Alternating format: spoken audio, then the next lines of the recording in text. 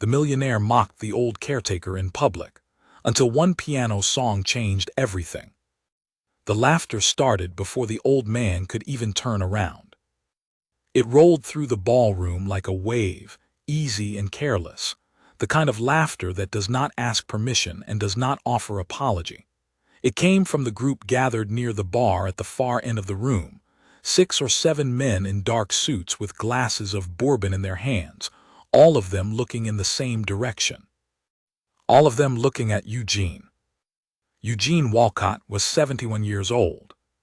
He had worked at the Grand Meridian Hotel in downtown Chicago for 22 years, longer than some of the marble in the lobby had been there, longer than the head chef, longer than 3 general managers who had each come in with grand plans and left quietly. He was the head of maintenance, which meant he knew every pipe, every fuse box, every door that stuck in winter, every elevator cable that needed watching. He knew the building the way a doctor knows a patient, not from charts, but from years of listening to it breathe. On this particular evening, the ballroom had been transformed for the annual Chicago Arts Foundation Gala. The chandeliers had been polished to a shine that made the light seem almost warm. Round tables sat beneath white linens and tall flower arrangements. A string quartet played near the entrance, soft enough that people could talk over it without feeling guilty. The room was full of the city's donors, board members, and the particular kind of person who attends charity events not because they love art, but because they love being seen loving art. At the center of the far wall stood the hotel's Steinway grand piano. It was not being played that evening. It had been placed there as decoration, as a statement, the way expensive things are sometimes placed in rooms simply to signal that expense is possible. Its lid was open. Its keys were exposed. And Eugene, who had walked past that piano several hundred times over the years, had paused on his way through the room to do something he sometimes could not stop himself from doing. He was running a soft cloth along the keys, not playing them, just cleaning them, carefully, the way a person touches something they respect. He did not hear the voice at first. The music from the quartet and the low hum of conversation filled the room, and Eugene was focused on what he was doing, his long fingers moving with a quiet precision that did not belong to the task of cleaning. Then the voice came again, louder this time, aimed. "Look at that. Even the help cannot help themselves around nice things." The laughter followed immediately. Not every person in the room laughed, but enough did. Enough that the sound reached every corner, including the corner where Eugene stood. He went still. He turned slowly and looked in the direction of the voice. He did not need to search long. The man who had spoken was not hiding. He was standing with his weight on one foot, bourbon glass tilted slightly in his hand, a smile still on his face that suggested he found himself very entertaining. He was a large man, broad across the shoulders, with silver at his temples and the particular confidence of someone who had not been told no in a very long time.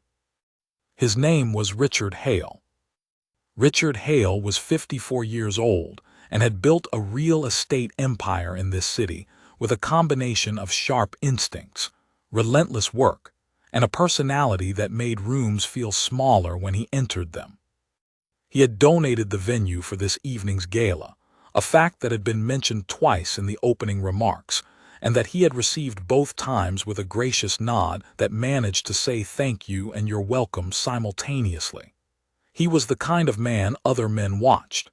He was the kind of man who knew he was being watched and adjusted his posture accordingly.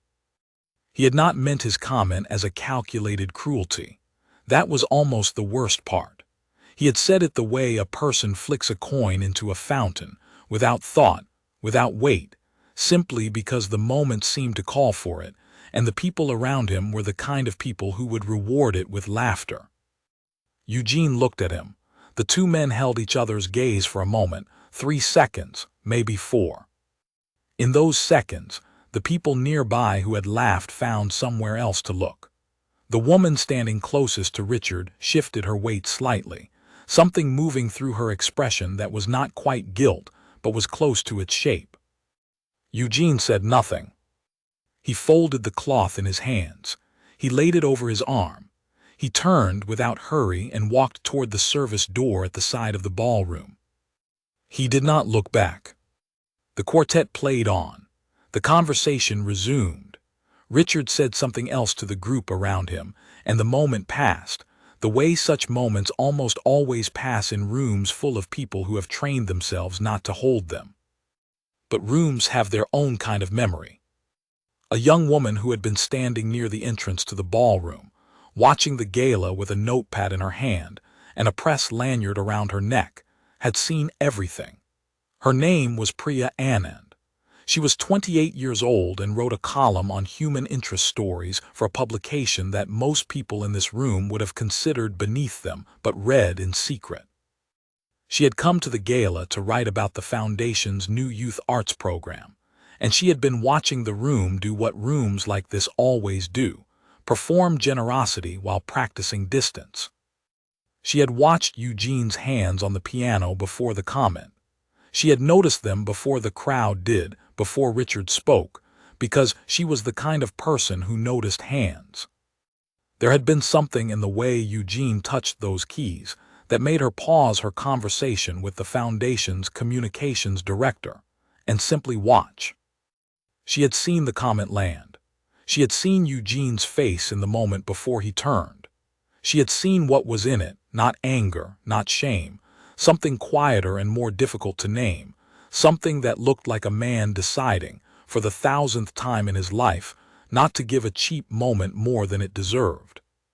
She wrote 2 words in her notepad, not for the column she had come to write, for something else, something she did not yet have the shape of.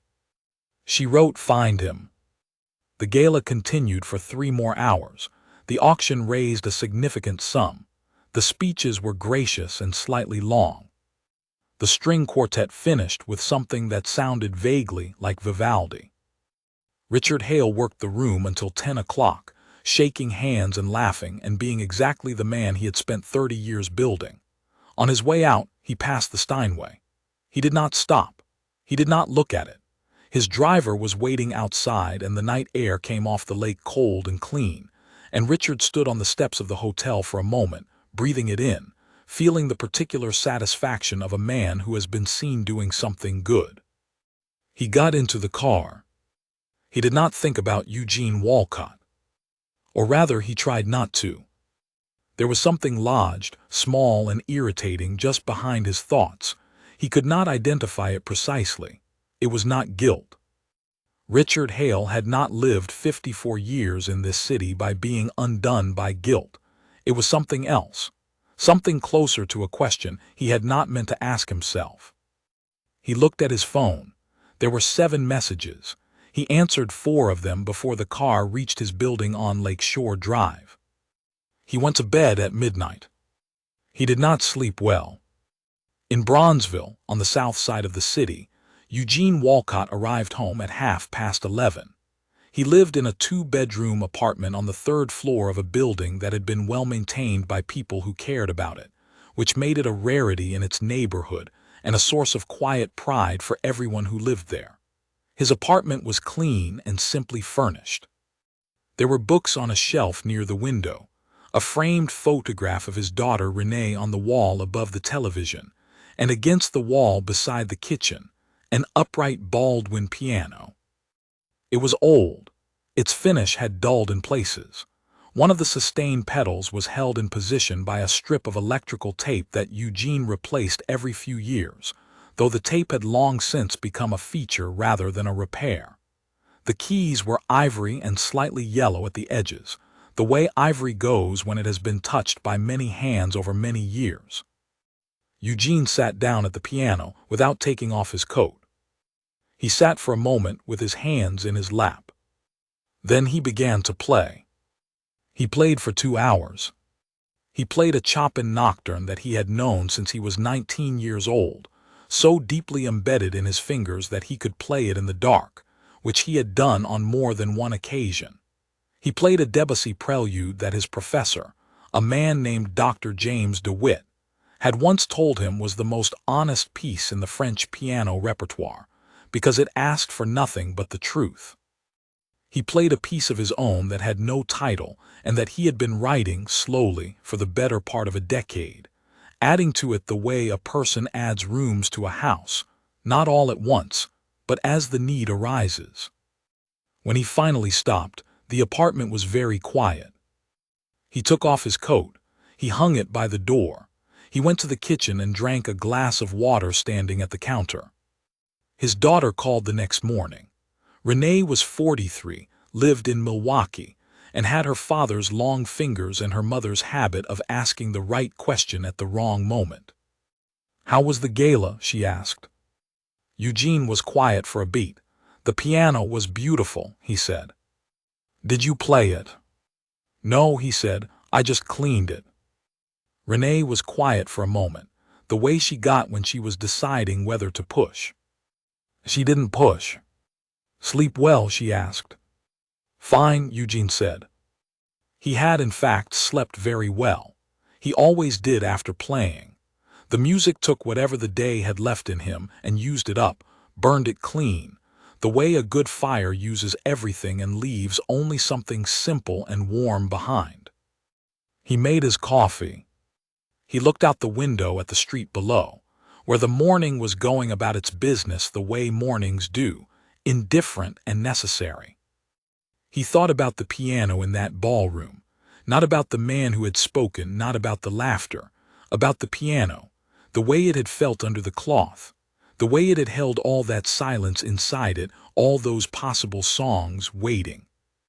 He put on his uniform. He went to work.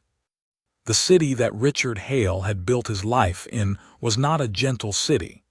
It did not apologize for its winters, its politics, or the distance it kept between the people who owned it and the people who maintained it. Chicago had a particular talent for placing two entirely different worlds within 3 blocks of each other, and ensuring that neither world looked too closely at the other. Richard had grown up in Joliet, 40 miles southwest of the city, in a neighborhood where the houses were small and the ambitions were careful. His father, Gerald Hale, had spent 30 years repairing appliances for other families. He drove a truck with his name on the side, which Richard had once thought was admirable and later, to his own shame, had thought was something else. Gerald came home in the evenings with grease in the lines of his hands and a particular tiredness that was not just physical. It was the tiredness of a man who knew exactly what his life was and had made peace with every corner of it. Richard had loved his father. He had also, from the age of 14 onward, been quietly and continuously terrified of becoming him. Not because Gerald Hale was a bad man. He was, by every honest measure, a good one. He was patient and decent, and he never raised his voice inside the house.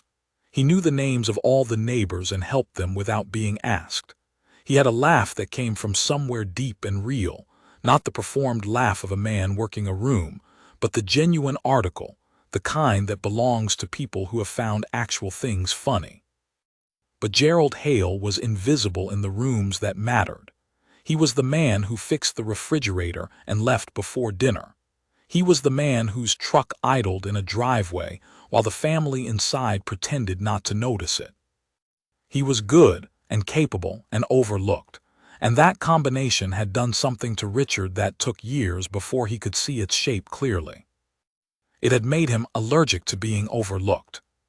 He left Joliet at 18 with enough money for 1 semester at a state school and a ferocity of purpose that struck his professors as either impressive or alarming depending on their disposition.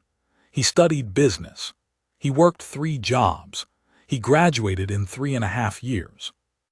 He came to Chicago at 22 with a very small amount of capital, a rented room in Wicker Park, and an understanding of real estate markets that he had developed from reading everything he could find on the subject, including things that were not assigned to him in any class.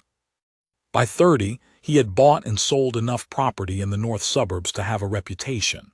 By 40, that reputation had become a brand. By 50, the brand had become a skyline.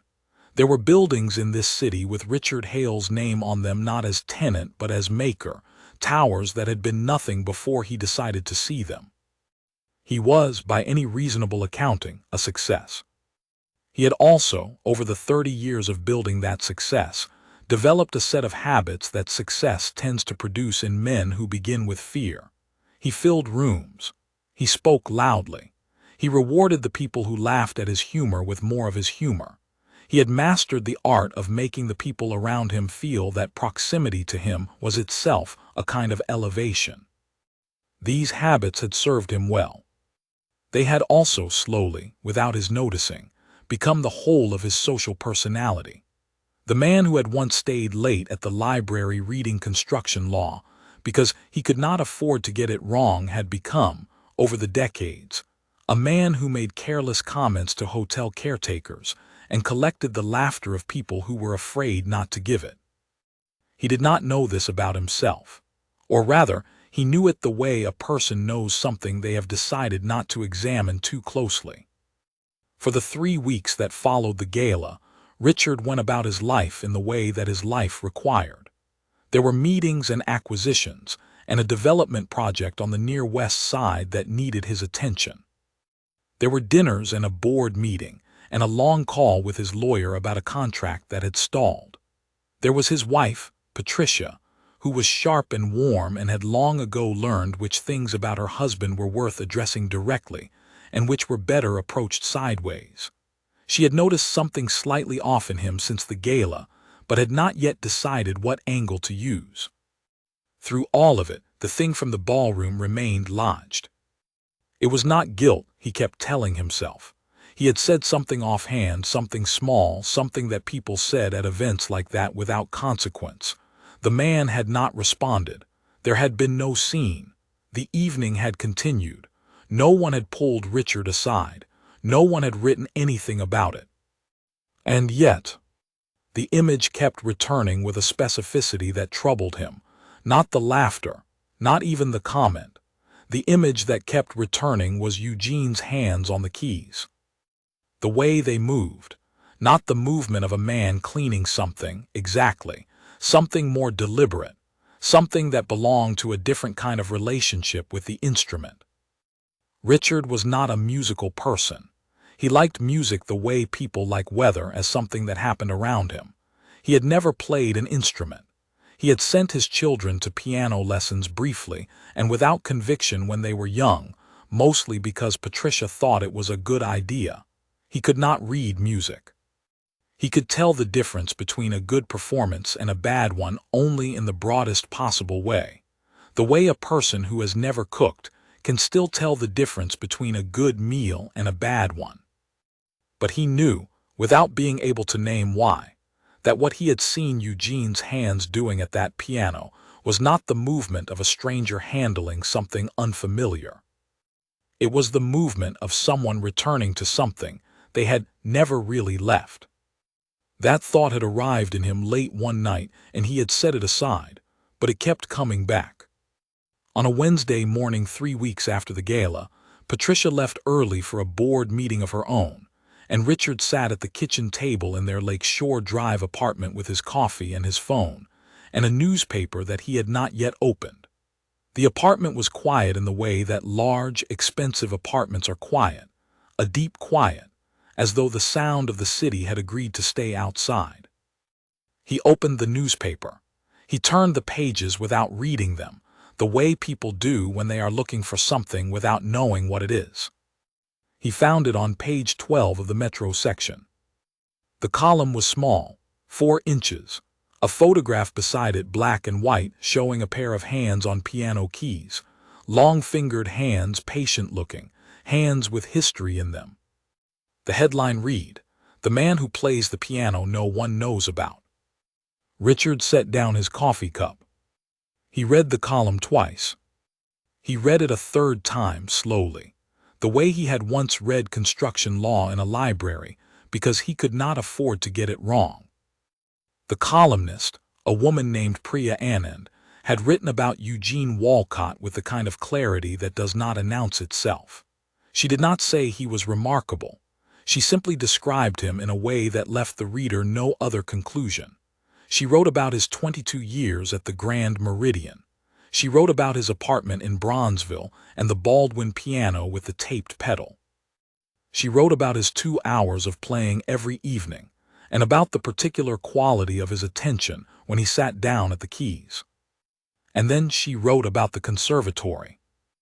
Eugene Walcott had studied at the American Conservatory of Music in Chicago, beginning in the fall of 1970. He had graduated in 1974 with honors. His teacher, Dr. James DeWitt, who was now 91 years old and living in a care facility in Evanston, had spoken to Priya by telephone. His voice, she wrote, had still carried the particular quality of a man who spent his life listening carefully. He had the best natural phrasing of any student I taught in 30 years, DeWitt had said. There are students you teach technique and students you teach music. Eugene already had music. I was just filling in the gaps. DeWitt had paused, she wrote, and then added something else. He could have had a concert career. He had the gift. I have taught hundreds of students. I remember the ones who had the gift. Richard Hale sat at his kitchen table in his quiet, expensive apartment and read those words. He sat for a very long time after. His assistant called at 8:15. He looked at the phone and let it ring. He looked at the photograph of the hands. He thought about Eugene standing at that piano in the ballroom, cloth in hand, touching the keys with a care that Richard had decided, in a moment of casual performance for the people around him, meant nothing. He thought about the laughter. He thought about his own father, driving that truck through the streets of Joliet with his name on the side, good and capable and invisible in the rooms that mattered. Something moved through Richard Hale's chest. It was not comfortable.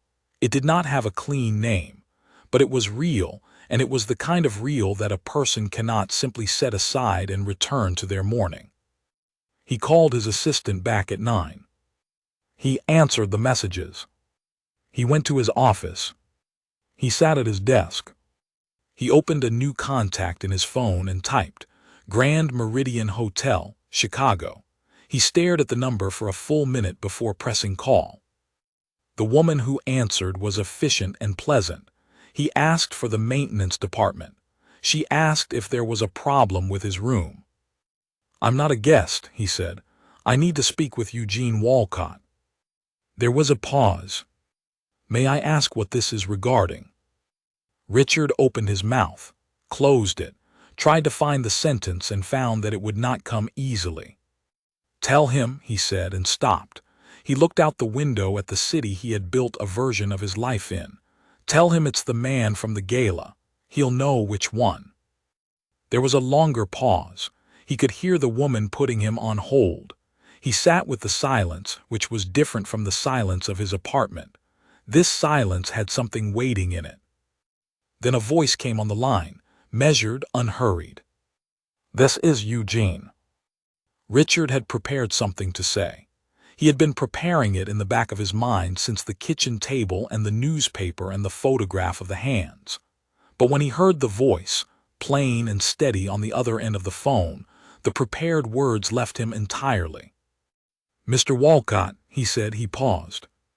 Then carefully, I owe you something.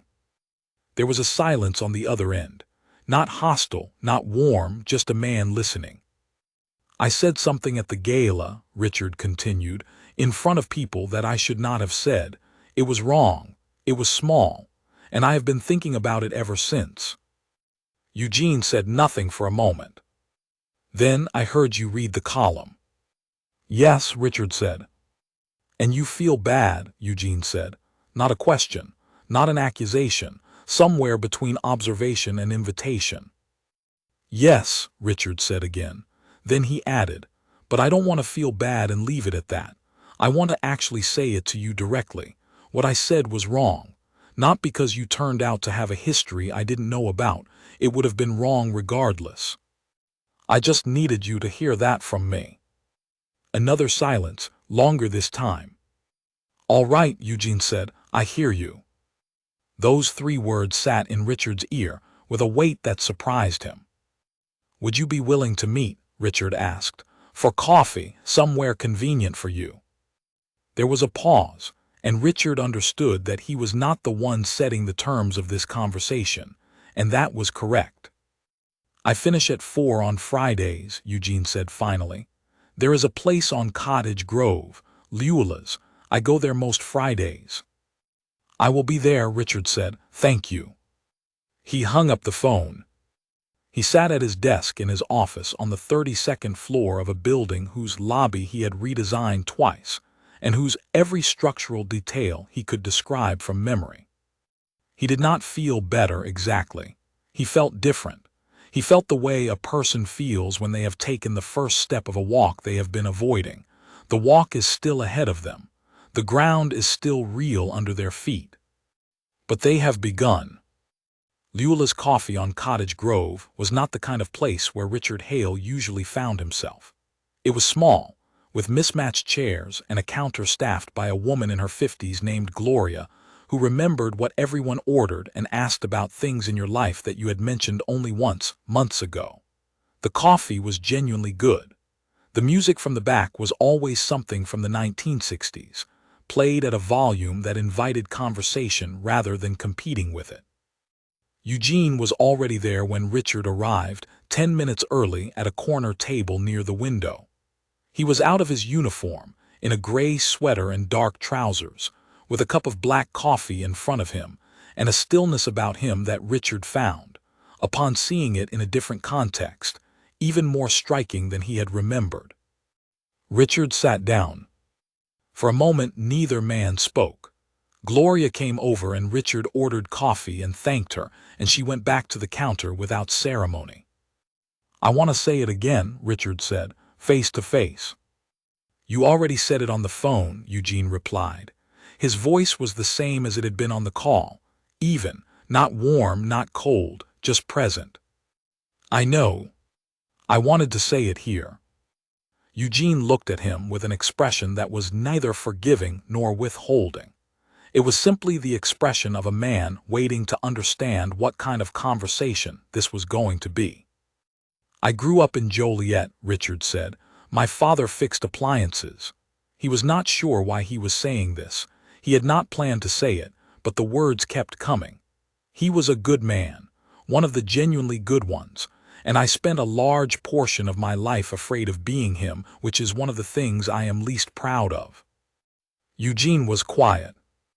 "When I saw you at that piano," Richard continued, "I didn't see you. That's the honest truth of it. I saw a role, I saw a uniform. I said what I said because there were people around me, and it got a laugh, and I didn't think about what it cost. I didn't think at all." "No," Eugene agreed, "you didn't." The agreement landed simply, without anger, and that simplicity made it more precise than any anger would have been. "How did you not become bitter?" Richard asked. He had not intended to ask this, but sitting across from this man in his gray sweater, with his coffee and his steadiness, Richard found that it was the only question that actually mattered. After all of it, after the conservatory and the choices and 22 years and all the rooms full of people who never once looked at you correctly, how did you not? Eugene picked up his coffee cup. He held it for a moment before drinking. "I made music in every room they let me into," he said, "and some rooms they didn't." He set the cup down. "Bitterness costs more than most people think," he continued. "It is a tax on your own time. Every hour you spend being bitter about something is an hour you could have spent playing a piece you love, or calling your daughter, or reading something that makes you feel less alone in the world. I could not afford that tax. I had too many things I still wanted to do." Richard sat with those words. "Did you ever want a different life?" Richard asked. "The concert career, what DeWitt said in the column."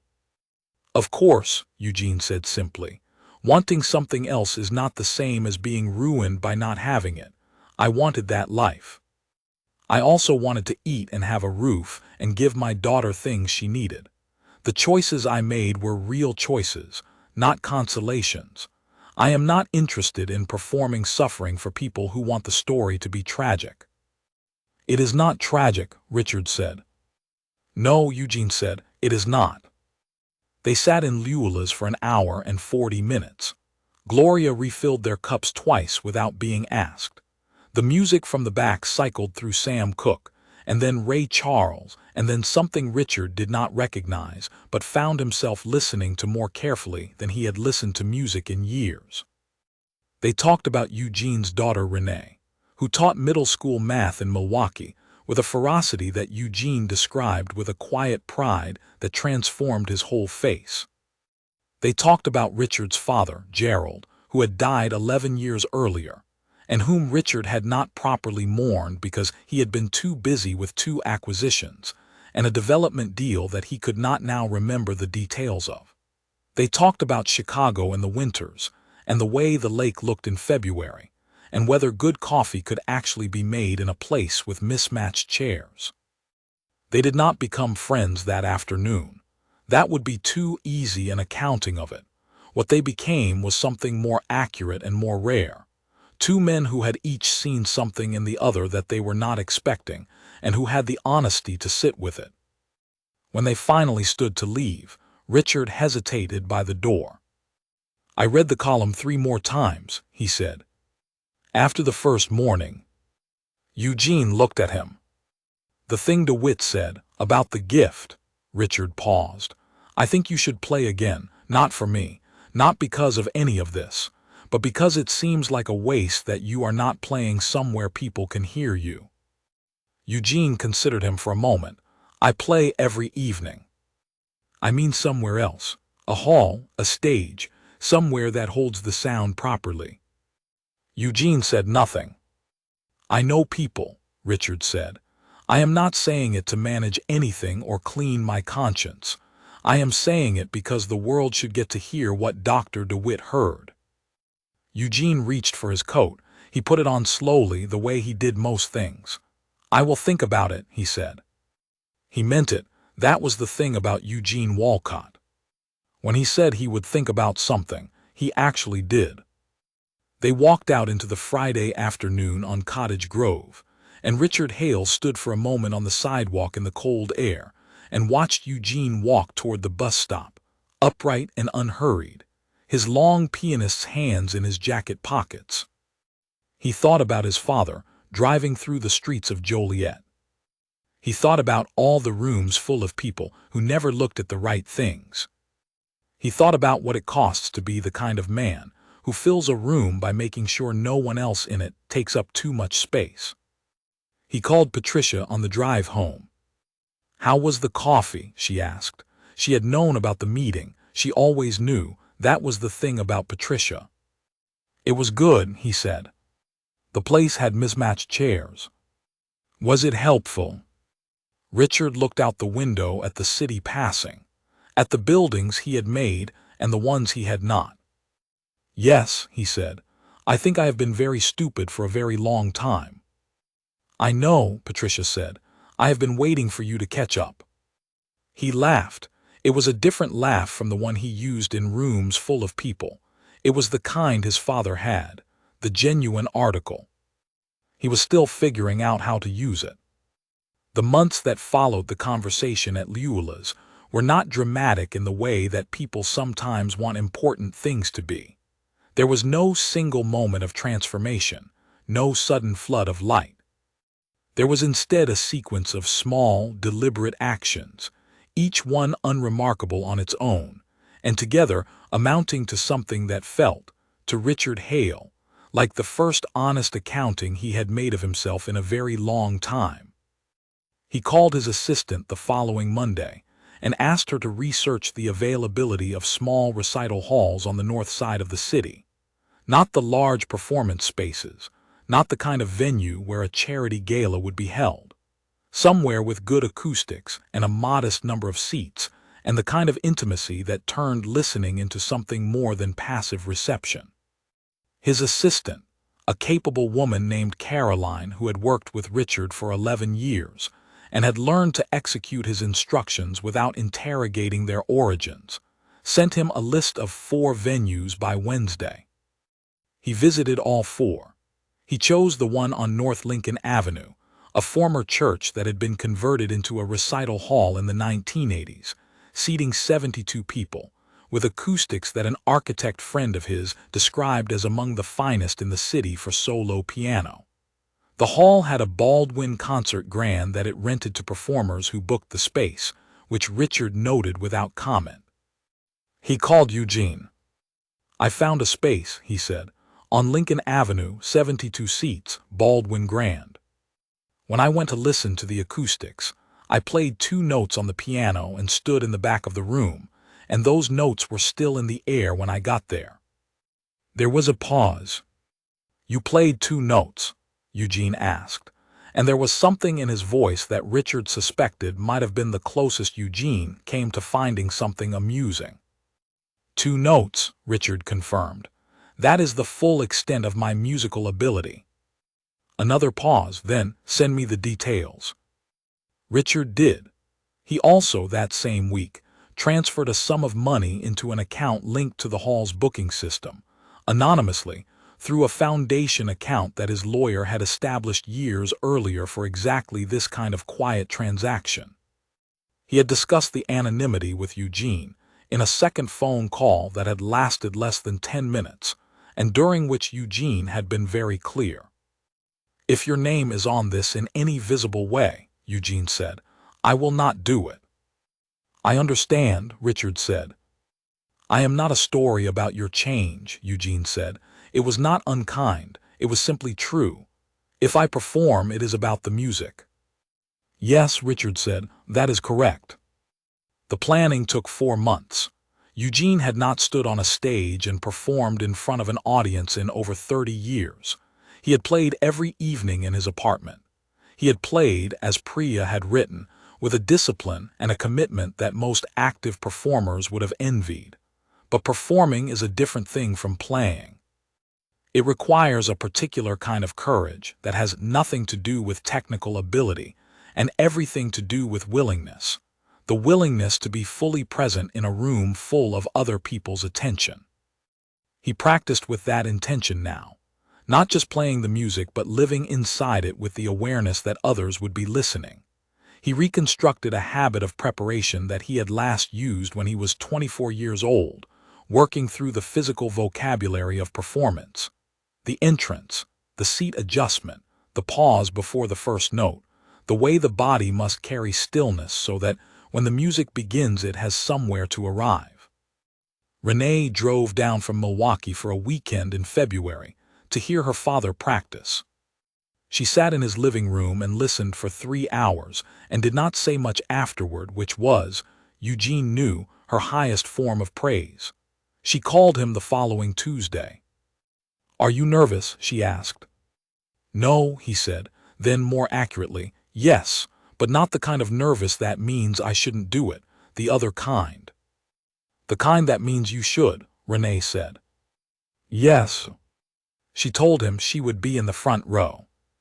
Priya Anand received an envelope in late February. Inside was a small card with the date, the time, and the address of the recital hall, along with a handwritten note in careful script. "The man you wrote about will be playing. You are invited." She recognized the handwriting. She was not entirely sure how she felt about that, but she went. The evening arrived on a Thursday in early March, cold and clear, with the particular quality of late winter air in Chicago that feels like the city is finally remembering that it has another gear. The hall on North Lincoln Avenue had been booked without public advertisement. The seats had been filled through a combination of personal invitations, a small notice in a Bronzeville community newsletter, and word of mouth among people who had read Priya's column and retained it. 71 of the 72 seats were filled by 7:30. The 72nd seat in the 4th row was filled by a man in a dark coat who had arrived early, sat down quietly, and had not spoken to anyone since. Richard Hale sat with his hands in his lap and looked at the stage, which held a single chair, a single light, and the Baldwin concert grand. He had told no one he was coming. He had not told Caroline. He had not told Patricia, though she had known, because she always knew, and had sent him out the door with a look that contained several years of conversation. He thought about the gala. He thought about the laughter rolling through that ballroom. He thought about his own voice saying something careless into a room full of people who were waiting for him to perform. He thought about what it had cost, not him, the other man. He thought about his father. The lights in the hall dimmed. A door at the side of the stage opened. Eugene Walcott walked out. He was wearing a dark suit that fit him well, and he moved the way he always moved, without hurry, without performance, simply with the quality of a man who has arrived where he intended to be. He reached the piano. He adjusted the bench with the practiced precision of someone who knows exactly what they need. He sat down. He placed his hands in his lap. He looked out at the room. Not at any particular person, at all of it, receiving it, taking his time. Then he played. The first piece was the Chopin Nocturne, the one in E-flat major that he had known since he was 19, and that lived in his fingers like a second set of prints. The hall held it the way the architect's friend had promised, every note finding the back wall and returning slightly changed, fuller, the way sound behaves in rooms that were built to honor it. Nobody moved. Nobody coughed. Nobody shifted in their seat. The room became, for the duration of the first piece, a single held breath. Richard Hale sat in the fourth row and listened in a way he had never listened to music before. Not the polite, ambient listening of the gala. Not the background listening of a man at a dinner who knows there is a string quartet and is glad it is there. He listened with his full attention, the kind he usually reserved for contracts and construction specs and conversations that affected his interests. He listened as if something depended on understanding it correctly. When the piece ended, the silence that followed it lasted longer than silences usually do in rooms full of people. Then the applause came, not the reflexive applause of an audience fulfilling its function, but the kind that arrives because a room full of people has just been inside something together and needs to mark the moment. Eugene acknowledged it simply, a small nod, then he waited for quiet. He played the Debussy. He played a Schubert impromptu that moved through the hall with a quality of light that several people in the audience would later struggle to describe accurately. He played two short pieces by a composer Richard had never heard of and would look up the following morning. Then he played the last piece. It had no name. Richard did not know this. He only knew that it sounded different from everything that had come before it, not because it was more complex or more technically demanding, but because it carried inside it a quality that the other pieces, as beautiful as they were, did not. It carried inside it the specific texture of a life actually lived. It carried patience. The patience of a man who had made his music in every room they let him into, and some they hadn't, for 50 years. It carried loss without self-pity. It carried joy without ignorance. It carried, somewhere in its middle section, something that Richard could not name and did not try to. He sat in the fourth row and felt it move through him. Not dramatically. Not the way emotion is performed on a stage or described in a story where someone needs to be seen to change. Quietly. The way water changes the shape of stone, not all at once, but over time, through the simple and persistent fact of its presence. Something moved in Richard's chest. It was not guilt. It was beyond guilt now. Guilt was what you felt when you had done something wrong and wanted to be released from it. This was different. This was the feeling of a man who had been carrying a version of himself for 30 years, a version built on fear and performance and the sound of other people's laughter, and who was, in the quiet of a recital hall on North Lincoln Avenue, finally setting it down. Not all of it, not in one evening. A man does not set down 30 years of himself in one evening, but the beginning of the setting down, the first act of it. The piece ended. The silence that followed lasted longer than the silence after any of the other pieces. It was the silence of a room that has been given something and has not yet found the words. Then Renee, in the front row, began to applaud. And the hall came alive. Eugene sat for a moment with his hands in his lap. Then he stood. He looked out at the room. He found his daughter's face in the front row, and something moved across his expression that only she would have been able to fully read. In the fourth row, Richard Hale was applauding too. He was not crying. He was not performing anything. He was simply a man in a dark coat clapping for something that had earned it, in a room that had been built to hold exactly this. After the hall emptied, Richard stood in the lobby while other people found their coats and spoke quietly to one another about what they had just heard. He did not try to go backstage. He did not arrange to see Eugene. He had said what he needed to say at Luella's on Cottage Grove. He had done what he could do. This evening belonged to Eugene, to the music, to the 71 other people who had sat in those seats. He went outside into the cold March air. He stood on the sidewalk on North Lincoln Avenue for a moment, breathing it in. He called Patricia. "How was it?" she asked. He was quiet for a moment, looking up at the sky above the rooftops.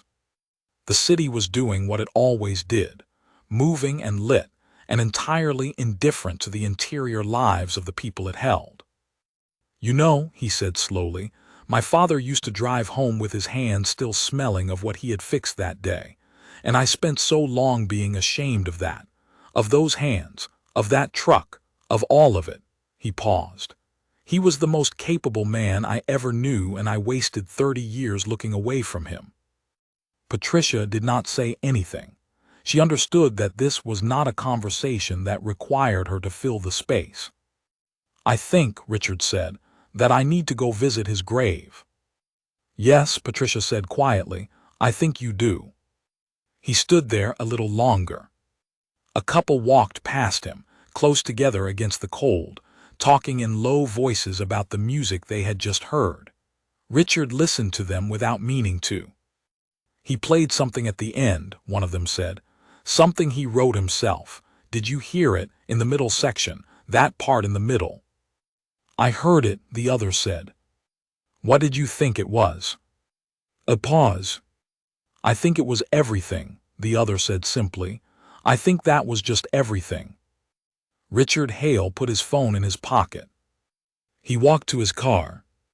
He did not feel like a changed man, because changed men in stories are a comfort and a fiction, a tidy conclusion to a messy truth. He felt like a man who had spent a long time walking in one direction, and had stopped, finally, to check whether it was the right one. It was not a comfortable feeling, but it was unmistakably a real one. And real, he was learning, was worth more than comfortable, even when the price of it was everything you had told yourself for 30 years. He started the car. He drove home through the city he had spent his life building, and for the first time in a very long time, he drove it without needing it to be a mirror.